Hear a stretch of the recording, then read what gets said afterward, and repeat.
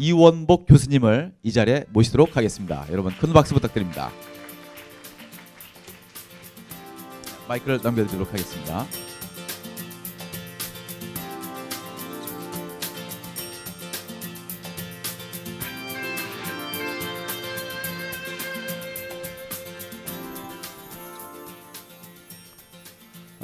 안녕하세요.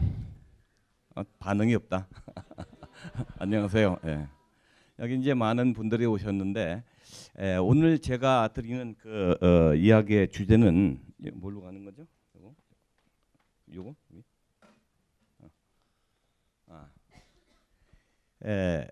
풍류가 주제로 되어 있는데 사실 이 풍류라고 그러면 우리가 이해하기에는 놀고 먹는 거, 즐기는 거 이런 것으로 되어 있지만 그것도 가장 중요한 하나의 문화의 일부입니다. 문화의 일부이고 또 풍류를 결정짓는 것은 어떠한 풍류를 즐기느냐 하는 것은 어떠한 풍류를 즐기느냐 그것을 결정하는 것은 그 사람들의 멘탈리티, 의식 구조입니다. 그런데 제가 오늘 들고 나온 이유는 이러한 풍류라기보다도 좀 더 포괄적으로 한국인은 과연 어떠한 의식 구조를 가지고 있고 또 무엇이 한국 사람을 이렇게 만들었나 이런 것에 대해서 제 나름대로 생각한 걸 정리한 것입니다. 근데 여러분들은 질문하실 겁니다. 여러분들이 아실지 모르겠지만은 먼 나라 이웃 나라라는 만화가 있습니다. 예, 광고가 아니고. 그런데 그 어떤 분들은 이렇게 물으실 거예요. 왜 뜬금없이 남의 나라 얘기를 하느냐? 제가 75년도에 독일에 갔을 때 가장 충격적인 것은 선진국 독일이었습니다. 놀라운 나라였죠. 그 당시에는 우리 국민 소득이 1000불도 안 됐고 그리고 그야말로 찢어지게 가난한 어린 시절을 보낸 나로서는 이런 나라가 너무 놀라웠던 거죠. 그래서 독일에 있는 10년 동안을 쭉 하면서 그 다음에 지금까지도 작업하고 있는 이유가 귀국한 후에도 10년간 독일 산 후에 84년에 귀국해서 30년인데 올해가 정확하게 그동안에도 끊임없이 전 세계를 떠돌아다니면서 연구한 것이 과연 한국인은 누구냐. 왜냐하면 숲에 있으면 숲에 있으면 나무밖에 안 보이고 밖으로 나와야지 숲이 보이는 거 아니겠어요? 그래서 제가 지금 오늘 드리는 말씀은 이렇게 쭉 다니면서 세계를 보면서 느꼈던 한국 사람에게는 어쩌면 안 보일지 모르지만 제가 본 우리 사스 교수님은 잘 보이실 거예요. 한국이 독일인이시니까 바로 그런 안목에서 바라본 한국의 특징입니다. 이것을 이렇게 정리를 하면은 한국인의 풍류뿐 아니라 모든 문화가 어쩌면 보일지도 모르겠습니다. 참고로 들으시라는 얘기입니다. 이게 한국 문화를 보면은요 모든 것이 극단적입니다. 모든 것이 극단적이에요. 그래서 제가 한국에 대해서 얘기하다 보면은 입에 달고 나오는 말이 세계에서 제일, 이 세상에서 제일 그런 말이 나오는 거야. 하나부터 열까지가 전부 그렇습니다. 그래서 이 한반도의 그 독특한 극단화된 한국 문화의 예를 하나부터 열까지 조목조목 한번 따져보겠습니다.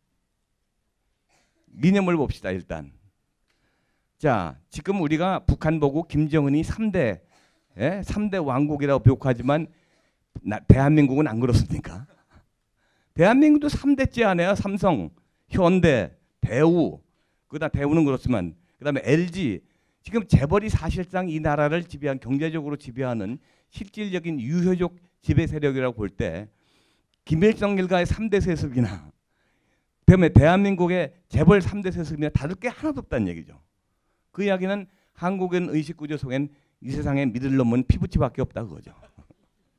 그런 극단적인 하나의 그 혈연주의 이것이 유교 사상에서 뿌리한 그러한 혈연주의가 아주 뿌리 깊숙이 자리 잡고 있다는 것입니다. 자, 그 다음에 정치를 보십시오. 전 세계에서 아마 제일 극단적인 정치가 대한민국 정치가 아닌가 싶습니다. 여러분들 국회에서 최루탄 터뜨렸다는 얘기 들어보셨어요? 공중부상, 전기톱.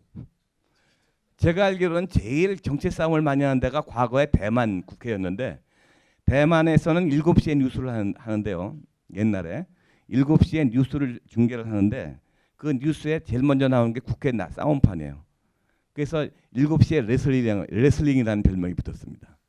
근데 한국 이 정치라는 것이 가장 극단적이고 하여튼 폭력 억지가 난무하고 포퓰리즘 정치판으로 하여튼 난장판인데 북한은 또 어떻습니까? 북한 정치는. 지금 세계에 유일하게 남아있는 스탈린주의 공산주의가 북한입니다. 이게. 공산주의가 다 망했는데 오직 유일하게 남아있는 게 북한이에요. 그럼 굉장히 끈질기죠. 거기다가 유일하게 이런 교조적인 공산주의를 하고 있습니다.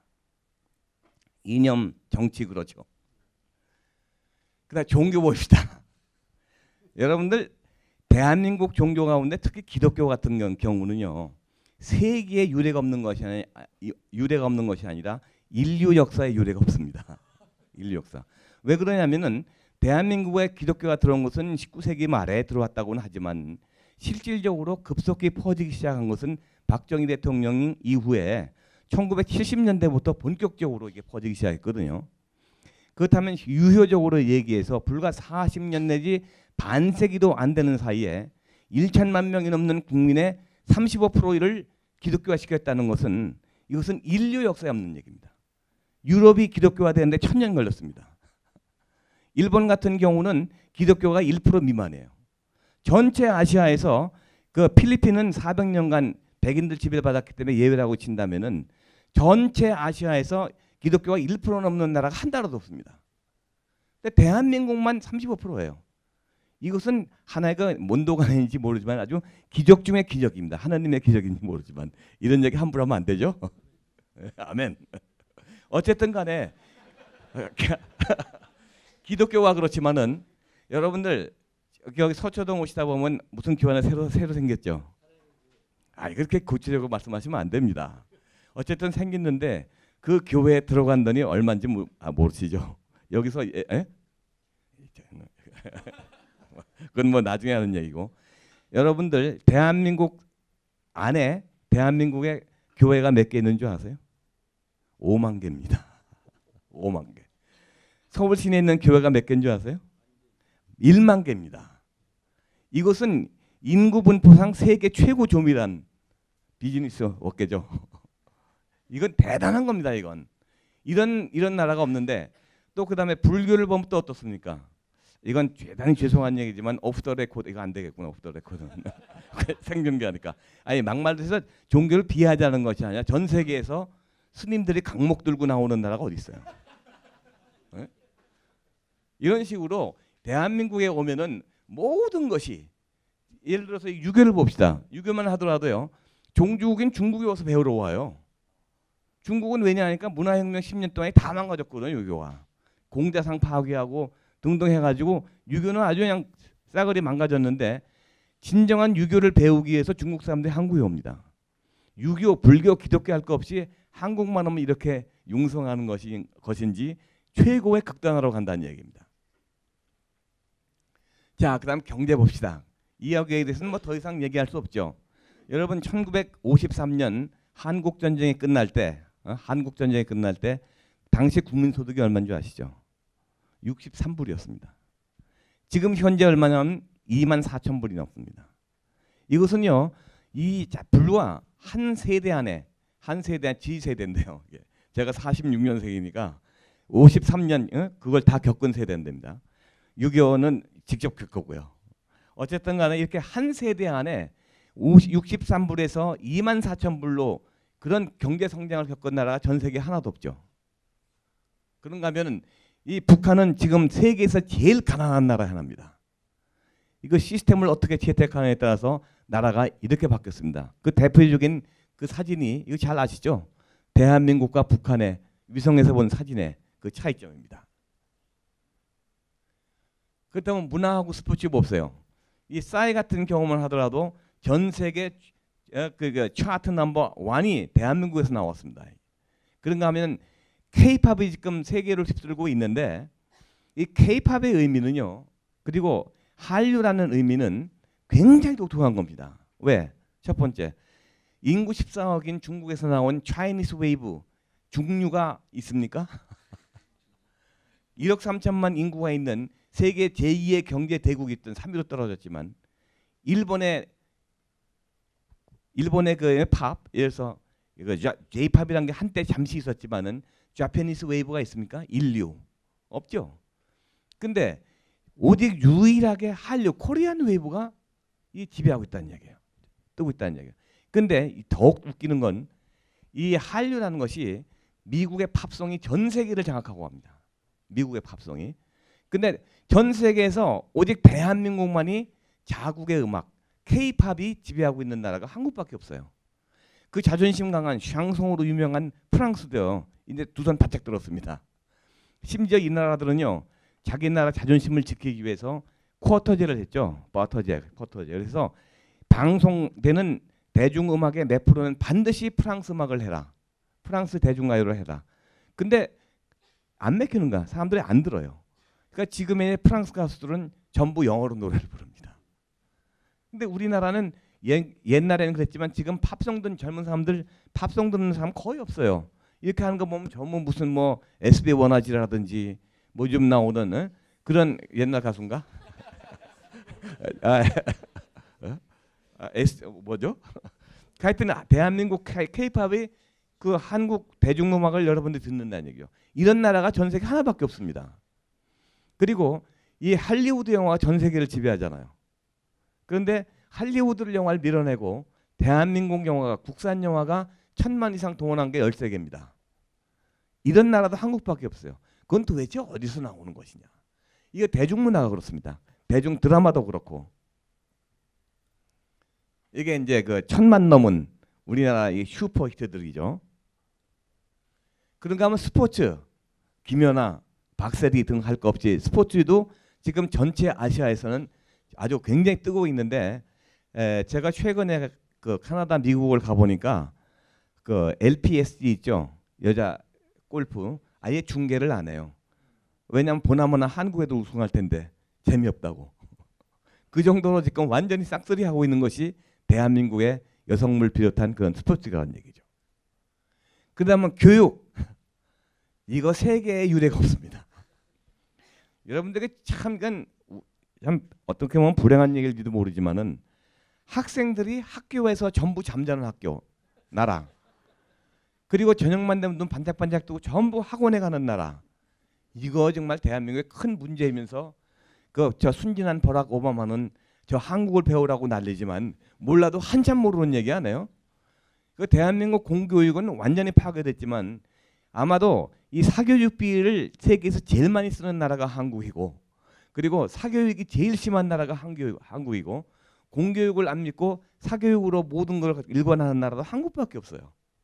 이건 대단한 교육열인데 이것이 너무 과열이 돼가지고 그게 문제죠.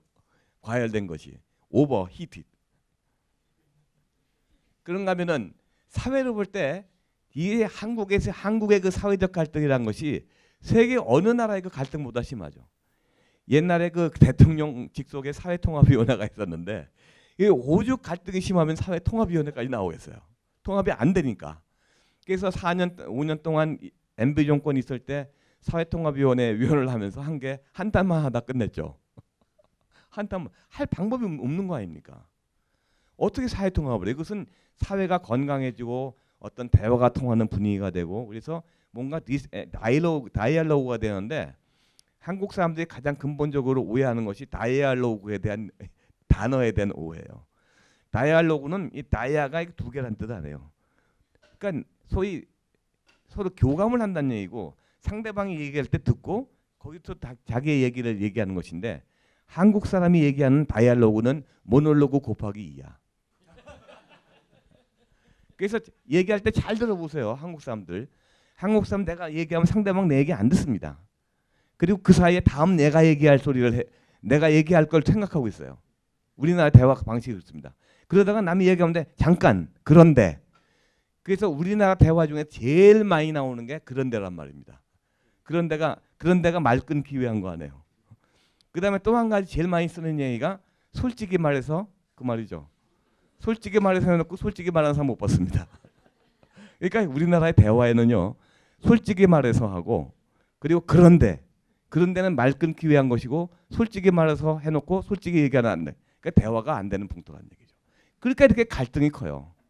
그것은 이제 우리나라의 갈등이라는 것은 원천적으로 남북 분단이라는 그런 거대한 원죄가 있기 때문에 이것은 어떻게 이건 엑스큐즈가 안 되는 거야. 이건 원죄가 있기 때문에 종북주의가 당연히 있을 수가 있고 여기에 대한 반대가 있고 그러다 보니까 이념 갈등 우리 사세구 스님이 말씀하신 듯이 이념 갈등, 계층 갈등, 빈부 갈등, 세대 갈등, 하여튼 우리가 상상할 수 있는 모든 갈등이 지금 난무하고 있는 거죠.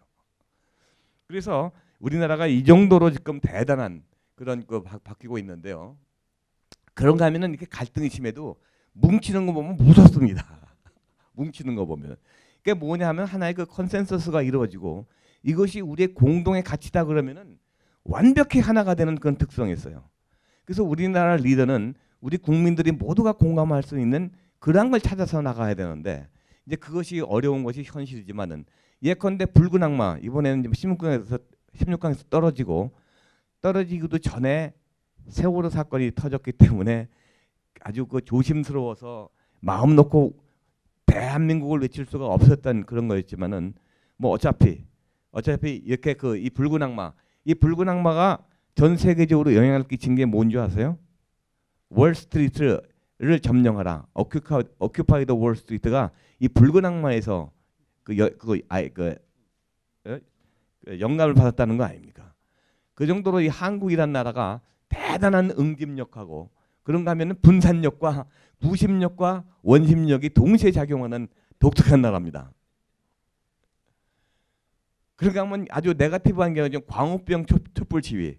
순 거짓말이에요. 뭐 구멍 탁탁 뭐 구멍 송송 뭐 어쩌고 하면서 말도 안 되는 그 미국 소고기 먹는 다 죽는다는 그런 날조된 기사를 만들어 가지고 선동해 가지고 수십만 명이 거리로 몰려 나오네.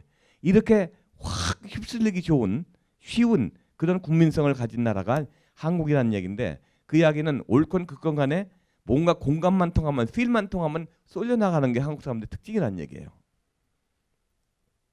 그런가 하면 일상으로 가봅시다.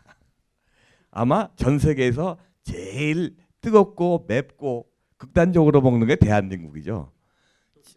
제일 빠르고 전 세계에서 말이죠. 우리 대한민국 식당 보면 우리 사샤 교수님은 잘 아시겠지만은 식당에서 가위 들고 다니다가 전 세계 한국밖에 없어요. 식당에 아줌마들이 가위 들고 설치는 나라가 한국밖에 없어.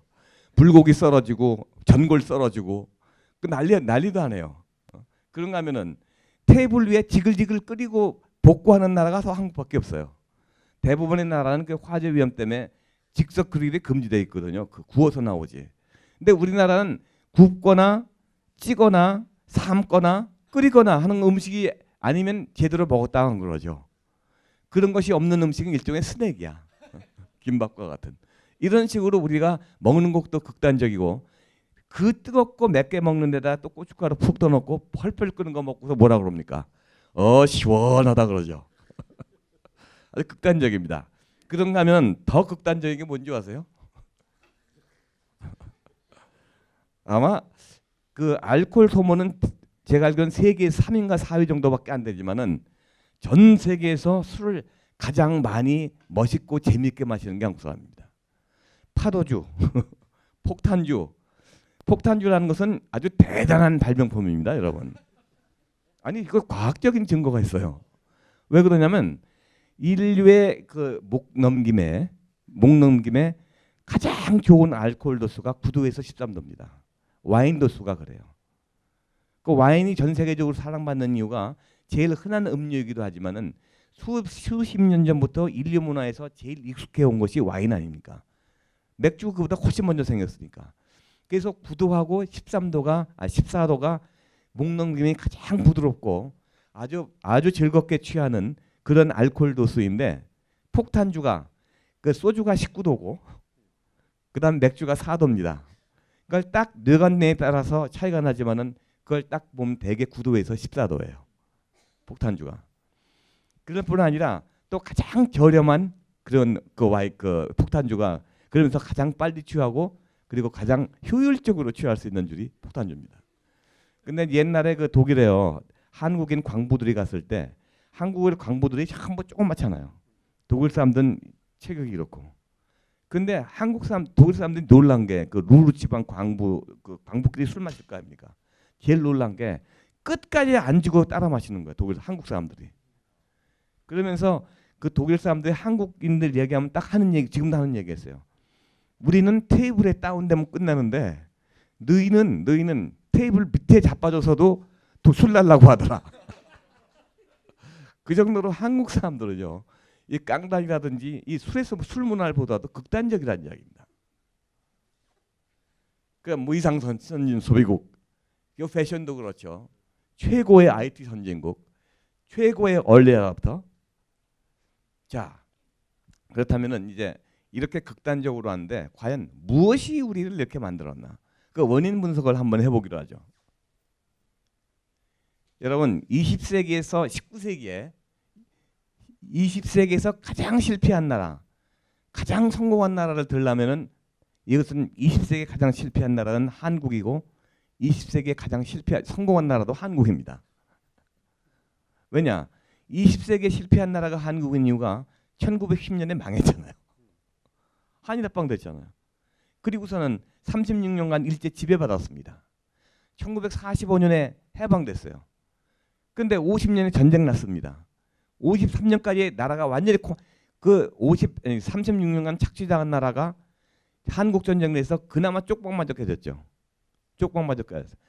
그 다음에 이제 61년부터 다시 재건운동 시작해서 90년대 후반은 그야말로 죽어라고 일했고, 그리고 20세기 말부터 지금 21세기 초에 와서 2014년 오늘날에 와서는 지금 파리 가보세요. 뉴욕 가보세요. 현대차, 기아차 다 돌아다닙니다. 사람들 들고 다니는 거 아이폰보다 갤럭시가 더 많습니다.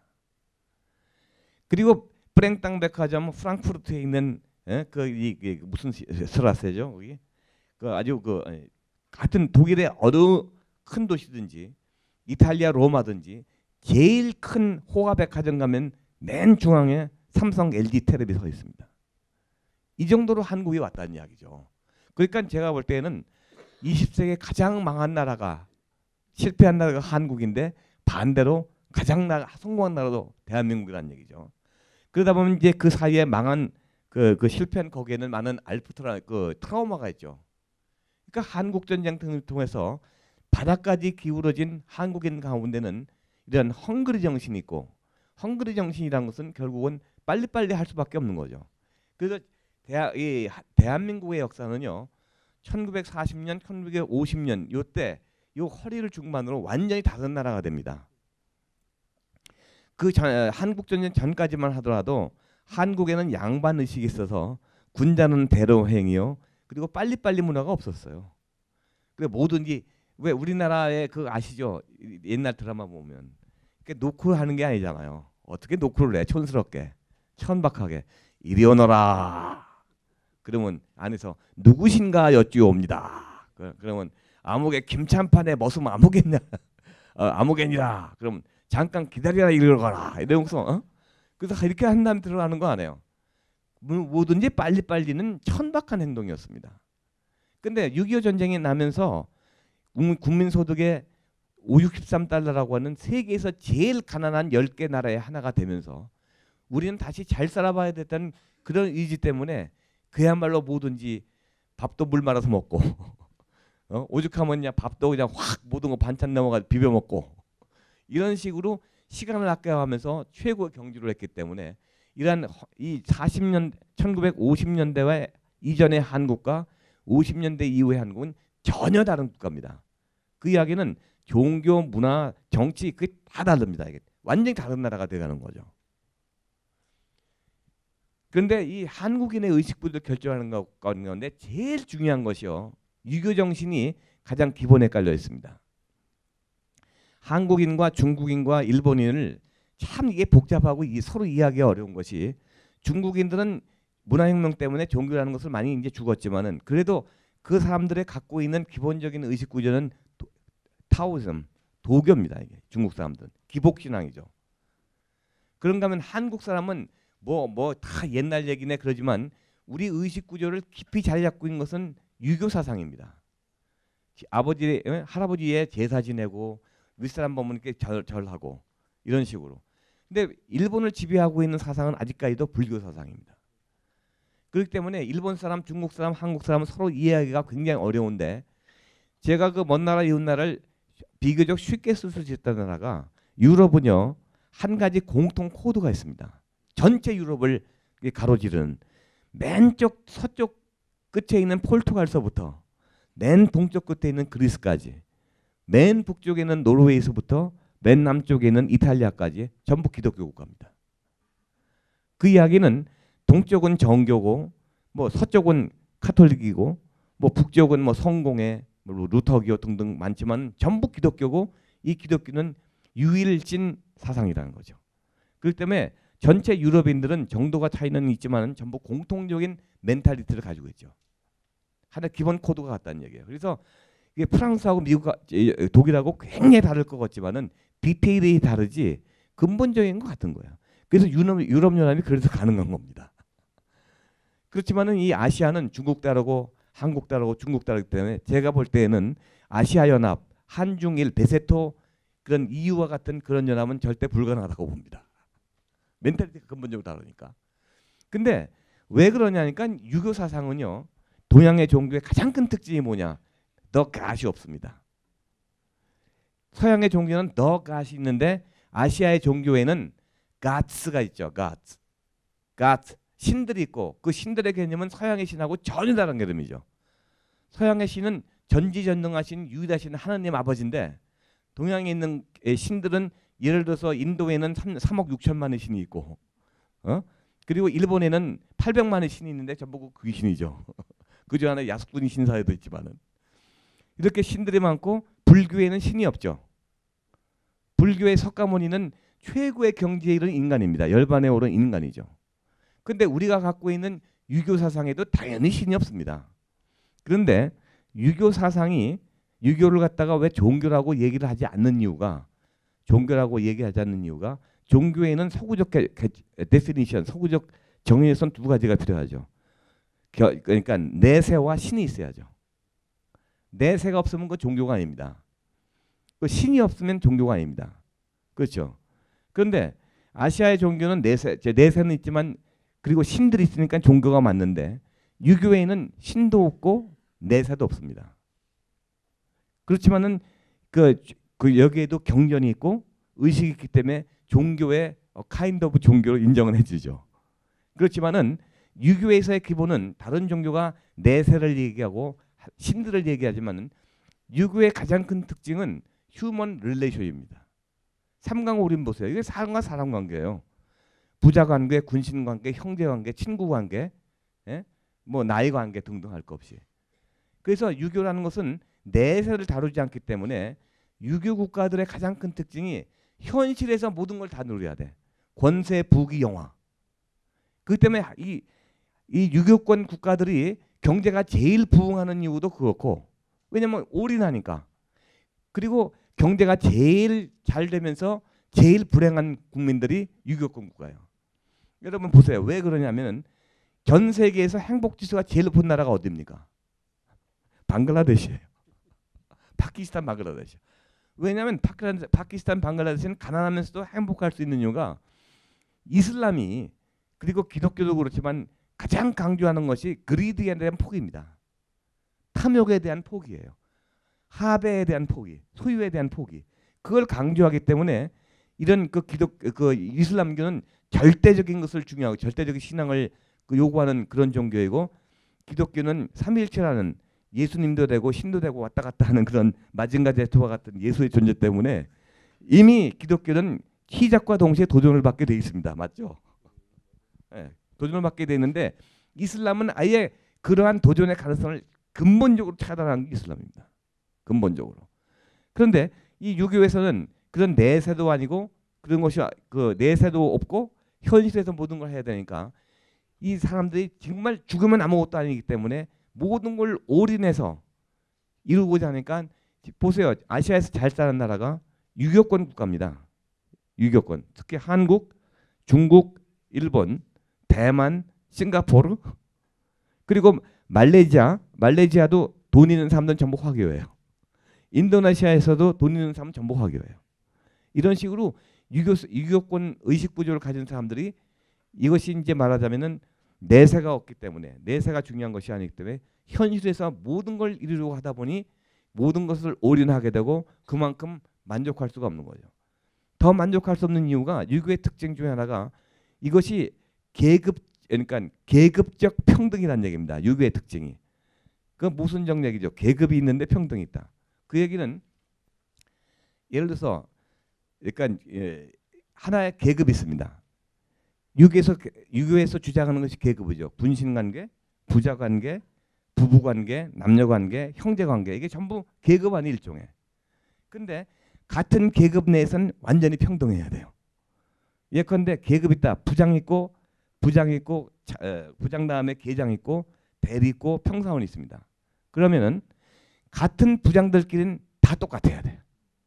평등사상. 이게 유교 사상은 어떻게 보면 일종의 소시알리즘이에요. 이건 그런 면에서 볼 때는 다 똑같아야 돼. 그 다음에는 계장 다 똑같아야 되고 누구 하나 튀면 큰일 나. 똑같은 계장인데 전부 아반떼 타고 다니는데 누가 그랜저사 작살납니다. 지금 이거 우리끼리 얘기지만 제가 볼 때 문창극 전 후보가 낭만 이유 중에 하나가 바로 이러한 정치권에서의 어떤 평등사상 이것을 깨뜨린 것이 또 문제가 있다고 봐요.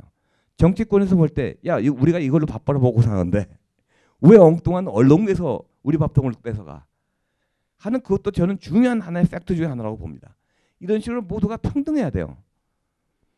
평등하다 보니까 이것은 모든 걸 노력을 하고 그 평등 속에서 이게 뭔가 튀면 안 되고 그렇지만 튀고 싶고 이런 것이 우리의 심한 갈등으로 등장하는 것이 바로 우리 사회에서 불행해지고 또 모든 최선을 다하고 그다음에 올인을 하고 하는 그런 이유가 바로 우리의 결정적인 의식 구조인 유교 사상에서 큰 뿌리를 찾아볼 수 있다는 얘기죠. 자, 근데 이제 여기서 한 가지 중요한 말씀을 드리고 싶은 것은 일본과 중국과 한국을 비교했을 때 이 세 나라의 의식 구조가 전혀 다릅니다. 중국은 그렇게 100년, 150년 동안 외세 침략에 시달렸지만은 하나도 안 바꿨습니다. 왜? 중화 사상 때문에. 중화 사상이 중국이 그토록 많이 외세 영국, 일본, 뭐 독일은 조금 하다가 다 뺏겼죠. 1차 대전 바람에.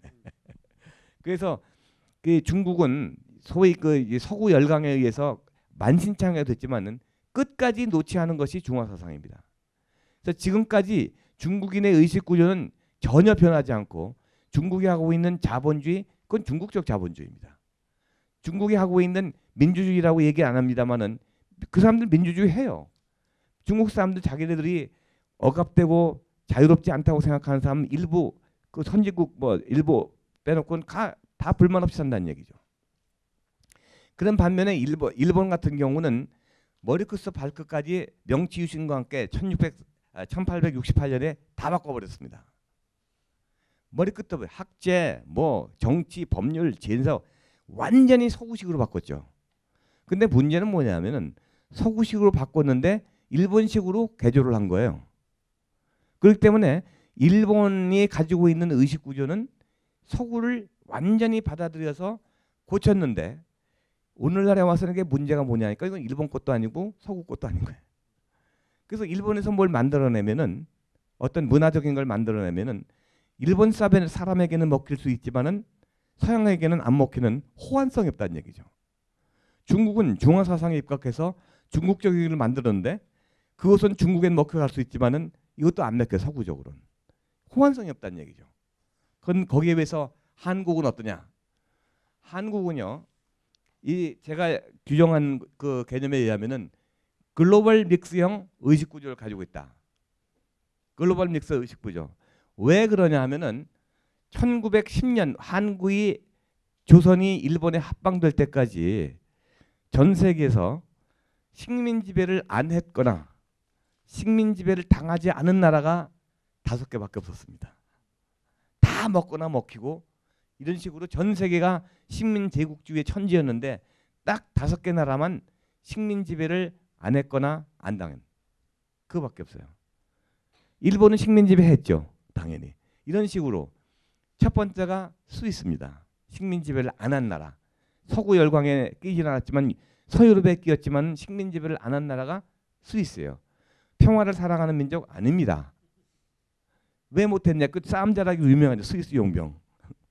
싸움밖에 할 줄 모르는 게 스위스 용병인데 스위스가 식민 지배를 안 했습니다. 왜? 내륙 국가야. 비행기가 없잖아요. 비행기 없잖아요. 그럼 당시에 배가 있고 항구가 있어야 되는데 주변이 다 강대국이야. 이탈리아, 독일, 프랑스. 근데 가가지고 프랑스 가서 우리 식민지 따먹으러 가게 항구 좀 빌려줘. 빌려주겠습니까? 이태리한테 가서 야 우리 항구 좀 빌려줘. 웃기고 있네. 그러니까 아예 포기를 한 거죠. 식민 지배를. 그래서 이 서구라파에 있는 국가 가운데는 이 스위스가 식민 지배를 못했습니다. 그 다음에는 태국이 있습니다. 태국, 타일랜드. 타일랜드는 타이 국민들의 자존심이 굉장히 강합니다. 우리는 서구 지배를 안 받았다 이거예요. 근데 그 사람들이 잘나서 그런 것이 아니라 죄송한 얘기입니다만은 여기 타이 학생들이 있을지도 모르겠습니다. 그것이 그 사람들이 그 어떤 능력이 있어서 됐다기보다는 당시 시대 상황이 인도를 먹은 영국이 계속해서 동진을 합니다. 미얀마를 먹고 그 옆으로 계속 나오죠. 동쪽으로. 인도, 차이나, 베트남, 캄보디아, 라오스 이쪽은 프랑스가 먹었습니다. 프랑스는 계속 서진을 합니다. 그 프랑스와 영국이 딱 만나는 데가 타일랜드예요. 가운데. 만약에 어느 한 나라가 더 진전을 하면은 거기서 전쟁 벌어지죠. 그래서 이 두 나라가 딱 시쳇말로 딱 단판을 짓는 거죠. 야 이건 먹지 말고 군사 완충지대로 놔두자. 그래서 타이가 식민 지배를 안 당했습니다. 지형적 위치 때문에. 그다음에 세 번째 나라가 이디오피아입니다. 저기 네팔입니다. 네팔은 영국에 먹으려고 열심히 올라갔어. 가보니까 아무것도 없어. 거기다가 네팔에 있는요 그 구르카 용병이라는 게 있죠. 구르카 용병. 그 용병은요 세계에서 싸움을 제일 잘합니다. 그래서 지금도 영국 군대가 옛날에 영국 군대가 이렇게 행진하고 그럴 때 구르카 용병 제일 먼저 스코틀랜드 그 백파이프 삐리리 삐리리 부는 그 내세우고 그 뒤에 구르카 용병이 갑니다. 그만큼 싸움 잘하는 애들만 있는데 가서 뺏어오려고 보니 뺏어올 것도 없고 정말 죽으라고 올라가서 가져올 것도 없고 저항만 세니까 이거 아예 안 먹어. 그리고 또 그거 먹었다가는 중국하고 전쟁 붙잖아 또. 그래서 이 네팔이 그 침략 안 당했어요. 그 다음에 어디냐니까 이디오피아입니다. 이디오피아가 똑같이 타일랜드하고 똑같은 그런 입장인데 그 1869년에요. 1869년에 수에즈 운하가 뚫리기 전까지만 해도 아무도 거기 관심 안 가졌어요. 전부 어차피 그 유럽에서 인도나 거기 가려면은 저기 어디야 그 뺑 아프리카 돌아서 가야 되거나 아니면 남아메리카 이렇게 돌아서 가야 되거나 그렇기 때문에 아무도 관심을 안 가졌는데 수에즈 운하가 뚫리면서 아시아에 대한 침략이 가속화되고 그 바로 수에즈 운하 홍해 연해에 있는 중요한 군사적 거점인 이디오피아가 굉장히 중요해졌죠. 그러다 보니까 수에즈 운하가 뚫림과 동시에 온 열강대 다 몰려듭니다. 이태리, 독일, 프랑스, 영국, 포르투갈 다 몰려가지고 난리 법석을 치니까 세계대전이 터지게 생겼거든요. 그러니까 여기도 놔두자. 그래서 이디오피아가 식민 지배 안 되는데 그래서 이디오피아 사람들 지금도 그 긍지가 대단합니다. 근데 허허실실이죠. 근데 마지막으로 식민 지배를 안 받은 나라가 어디냐니까 여러분들 라이베리아라고 들어보셨습니까? 리베리아. 아프도이치 리베리아. 라이베리아를 읽으면요 리베리아입니다. 한자대로. 리베리아 말이 어디서 나왔습니까? 리버티에서 나옵니다. 자유. 왜 리버티에서 나오느냐? 이 미국에서 항상 건국 이후에 문제가 된 게 노예 문제 아니에요. 그래서 1820년대 들어오면서부터 막 독립운동, 그러니까 민족주의 열풍 퍼지고 그러면서 점점 더 미국에서 이 노예 문제가 심각한 분쟁거리 생겼거든요. 그때 몬로 대통령이 있었는데 그 중에서 그 노예 해방주의자가 아니라 노예 문제를 해소하기 위해서 일부 주에서는 노예를 사가지고 이 지금의 라이베리아 땅에다가 갖다 버린 겁니다. 갖다 버린 거예요. 이거 골치 아프면 못 살겠다. 갖다 버려라. 그래서 일부의 흑인들이 자기 고향도 아닌 라이베리아 땅에 가서 버려졌는데 그 땅에 버려진 노예들은 얼마나 고마운 거예요. 그렇지 않겠어요? 해방시켜줬으니까. 그래서 그들의 이름을 리버티, 자유에서 온 자유로운 나라라는 이름으로 라이베리아라는 이름을 붙였고 그리고 수도 이름을 그 고마운 미국 대통령 몬로 이름을 따서 몬로비아라고 붙인 겁니다. 몬로비아. 그리고 이 라이베리아 국기를 보면 미국 국기하고 비슷합니다. 근데 재미있는 것은 그 옆에 있는 시에라리온이라는 나라가 있습니다. 붙어 있어요. 시에라리온은 똑같은 노예 문제를 고민하는 시대에 영국이 노예 제도를 폐기하면서 영국의 노예를 갖다 버린대요. 시에라리온이 그 저기 블러드 다이아몬드인가 그 유명한 얘기 나요. 디카프리오 나오는 영화. 그런데 문제는 뭐냐면 차이는 뭐냐면은 그 소위 그 이 라이베리아 같은 경우는 미국이 갖다 버린 나라인데 미국은 그래도 껍데기는 멋있게 자유와 그리고 인권을 주장하는 그런 나라예요. 나라 아니에요. 그래서 차마 이 식민 제국 시대 때 이 라이베리아를 식민지화 못 시키고 그냥 놔둔 겁니다. 근데 식민지 시대 때 영국 사람들은 아주 무자비하게 도로 식민지화 시켰죠. 그래서 라이베리아가 거기 나오는 게 5개 나라가 그래서 이 1910년 당시에 식민지배를 안 하거나 안 당했던 나라죠. 그런데 여기서 조선, 한국이란 나라는 굉장히 독특한 위치를 차지하고 있습니다.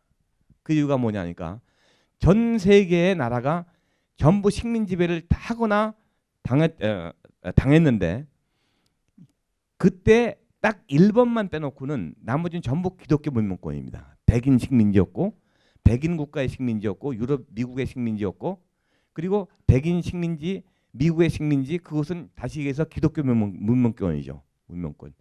근데 오직 유일하게 일본과 불행인지 행인지 이런 얘기 나중에 하면 또 제가 총리 될 때 청문회 걸릴지 모르겠지만 행인지 불행인지 모르지만은 이 조선은 일본의 식민지가 되었기 때문에 서양의 영향을 전혀 안 받은 겁니다.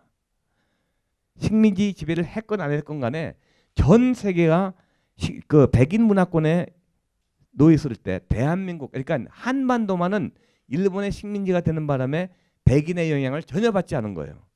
몇 명의 선교사가 와 있었지만 그들이 미친 영향은 미비하죠. 자, 그래서 여기서 재밌는 것이 일본은 백인의 지배를 안 받았지만은 스스로 자기를 백인화함으로써 백인 문화권에 편입을 합니다. 그러면서 그 국적도 없는 애매모호한 일본도 아니고 서구도 아닌 그다음 국적 불투명한 아이덴티티가 없는 그런 문화를 만드는 데 비해서 한국은 일본의 식민지가 되기 때문에 백인 문명의 영향을 안 받으면서 반대로 이 우리가 우습게 봤던 일본의 식민 지배를 받았기 때문에 민족적 자존심 때문에 민족적 긍지와 민족 문화를 그대로 지켜왔죠. 일본화된 것이 아니라. 그런 단계에서 1945년 해방이 됩니다. 그러면은 전 세계의 백인 지배를 받은 식민지에서는 공통적인 의식이 있어요. 그건 뭐냐? 백인은 싫다. 기독교 문명 싫다. 그래서 엔티 화이트, 엔티 카톨릭, 엔티 크리스찬티 그러한 반기독교 문명 그 어디 가나 있어요. 그건 베트남가도 있고 뭐 어디 가나 그 반백인 반식민지 문화 그것이 있는데 우리나라의 경우 한 조선의 경우에는 어떤 의식을 가지고 있느냐? 일본의 식민지를 받았는데 백인이 들어왔어요. 미군이 들어왔습니다. 그러니까 이 한반도에서 남쪽 부분은 대한민국이죠. 거기서는 백인이라는 존재는 고맙고 정의로운 존재라는 거죠. 왜? 악인 일본을 쫓아내고 우리를 구원해 줬기 때문에. 그래서 우리 문화의 특징은 백인 문화를 무저항적으로 무비판적으로 긍정적으로 자발적으로 원형 그대로 받아들였다는 겁니다. 그래서 어느 나라에 가든지 서양 문화라는 것이 그 나라에 맞게끔 변형돼서 가는데 그것이 전혀 변형되지 않고 오리지널 형태로 그대로 들어와서 그것을 그대로 받아들인 것이 대한민국입니다.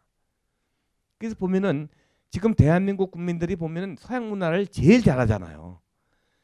뭐 저기 피겨 스케이팅도 잘하고 축구도 잘하고 지금 졌지만 축구도 잘하고 뭐 모든 서양 운동 잘하고 뭐 세계적인 오페라 가수가 나오고 강수진 같은 세계적인 발레리나 나오고 세계적인 정경화 같은 바이올리니스트 나오고 서양 문화를 제일 잘하는 게 한국 사람입니다.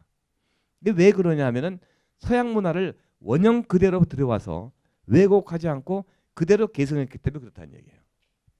그런가 하면은 우리나라 사람들은 일본의 지배를 받았기 때문에 한국의 한국 문화를 그대로 보유해서 다시 이야기해서 한국 사람들의 경우는 한국적인 정서, 한국 문화, 한국의 원형을 뇌 한쪽에 가지고 있고 서양의 원형, 서양 문화, 변형되지 않은 또 하나의 오리지널 웨스턴 문화 그것을 다 오른쪽 뇌에 가지고 있기 때문에 한 머리에 두 개의 의식 구조를 가지고 있는 유일한 국민이 대한민국 국민입니다. 전 세계에서.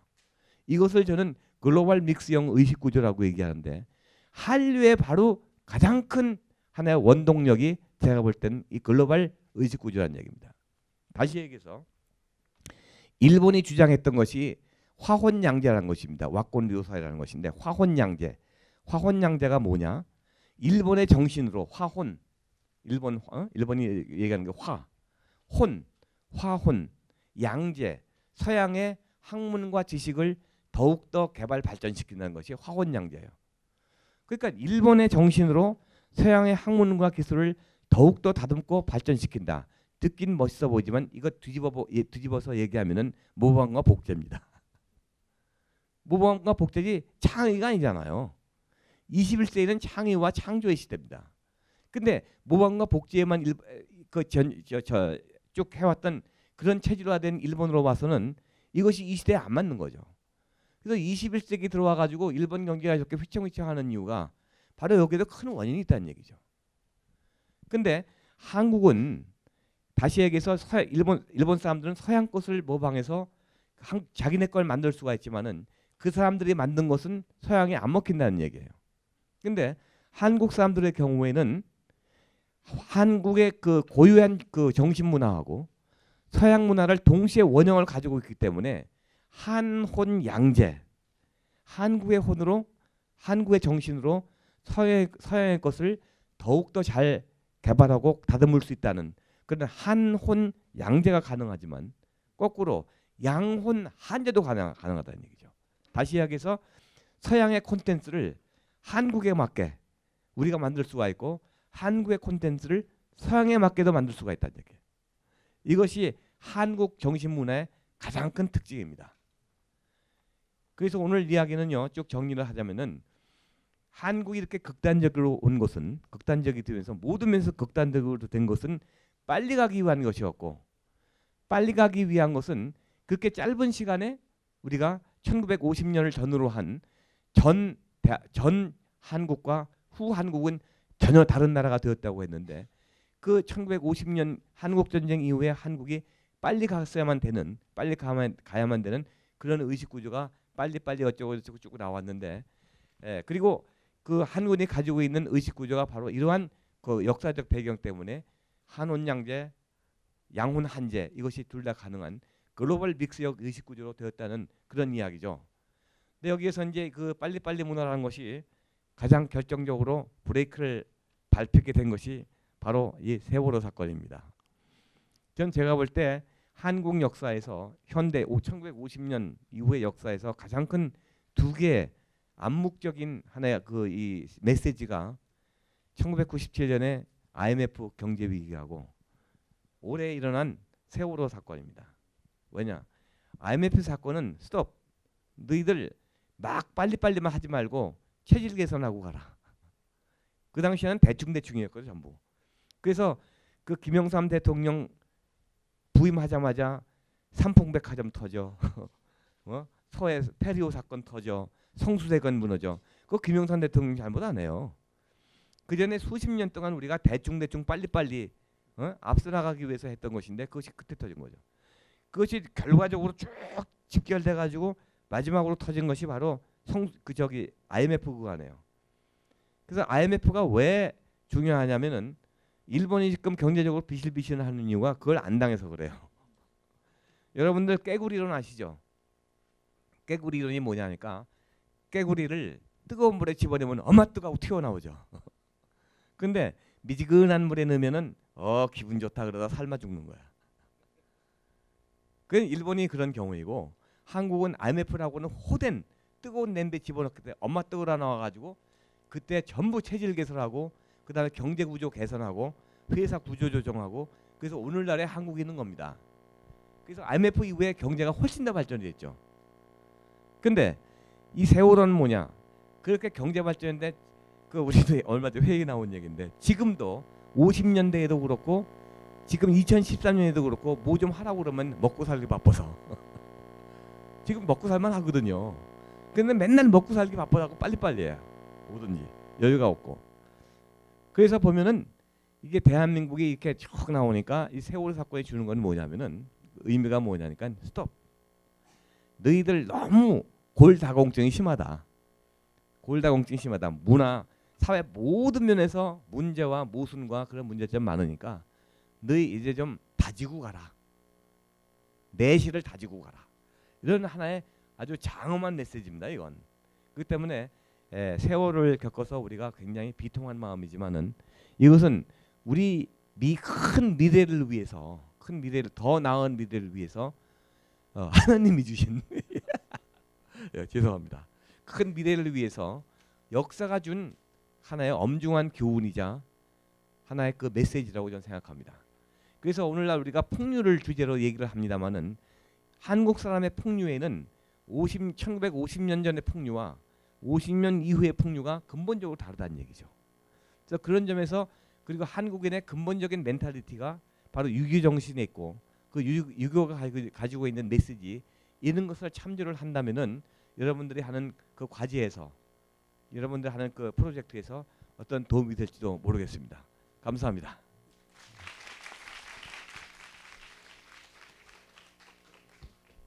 네, 이원복 교수님께서 좋은 말씀을 해주셨습니다.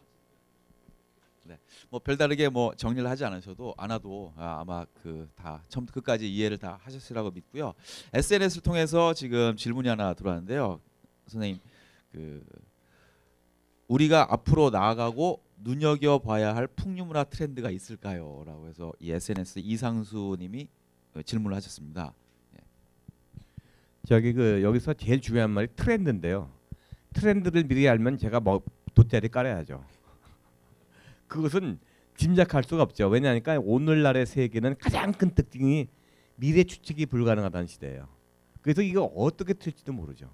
그래서 미래 트렌드가 무엇이라기보다도 가장 중요한 것은 현실에서 제일 최선을 다하는 것이 오히려 더 정확한 답일지도 모르겠습니다. 어떠한 예측도 불가능한 게 오늘날의 현실입니다. 그리고 또 질문이 또 있어서요. 예, 일단 청중 질문을 일단 그 시간 관계상 마무리하도록 하고요. SNS 통해서 들어온 것들을 하나 더 질문하도록 하겠습니다.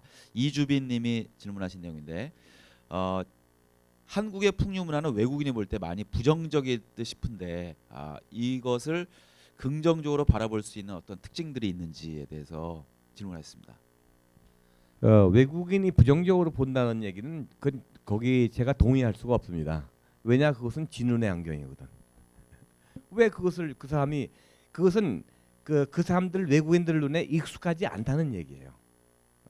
예컨대 그 뭐 브리지트 바르도가 나와가지고 한국 사람 개고기 먹는다고 막 야단치지만 주인은 개구리다를 안 먹나? 말고기도 먹고 뭐 안 먹는 거 없잖아요. 그 나라마다 그 문화가 있는 거예요. 그것이 그걸 부정적이다 하는 것을 그것은 자기 눈의 안경이지 그것은 우리의 문화입니다. 그건. 그렇기 때문에 우리 풍류의 문화가 뭐 어쩌고 저쩌고 한다는 것은 제 눈의 안경식으로 그것은 우리가 판단할 나름이지 외국인의 판단이 이렇다 저렇다 해서 흔들릴 이유가 전혀 없다고 봅니다. 네, 역시 뭐 이원복 교수님도 다른 앞에 두 분 선생님과 마찬가지로 어떤 흑백 논리라든지 어떤 정확한 정률에 의한 그 관점보다는 다양성 그리고 모두 흡수할 수 있는 포괄적으로 바라볼 수 있는 그런 시각이 더더욱 필요하지 않나 생각이 듭니다. 자, 이원복 교수님께 정말 뜨거운 박수 부탁드리겠습니다. 네, 너무 좋은 말씀 너무 감사드리고요.